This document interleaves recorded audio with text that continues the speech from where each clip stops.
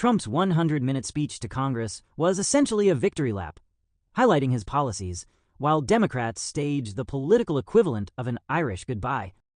Protesters walked out holding signs, though unfortunately, none of them said "wrap it up."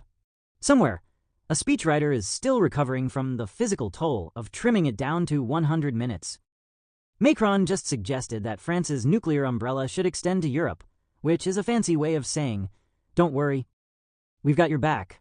Probably, given France's history of military enthusiasm, some European allies might be responding with a polite but nervous, "Oh, great, thanks." Meanwhile, the UK is just sitting there, enjoying its Brexit popcorn and watching the drama unfold. The US has stopped sharing intelligence with Ukraine after suspending military aid, essentially saying, "Good luck out there, champ." Now Ukraine is fighting Russia without US data, which is like playing chess blindfolded while your opponent gets to use a computer. Somewhere in Moscow, Putin is probably adding ghosting to his list of favorite American foreign policies.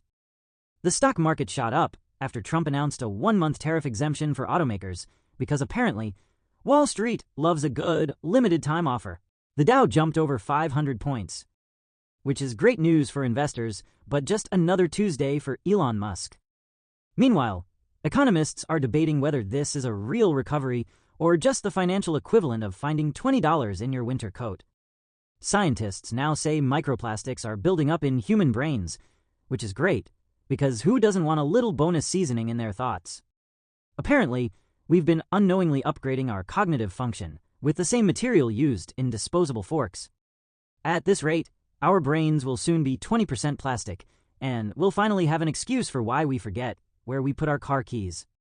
Google is pleading with the DOJ not to break it up, which is like a billionaire boyfriend begging not to be dumped despite his very controlling tendencies.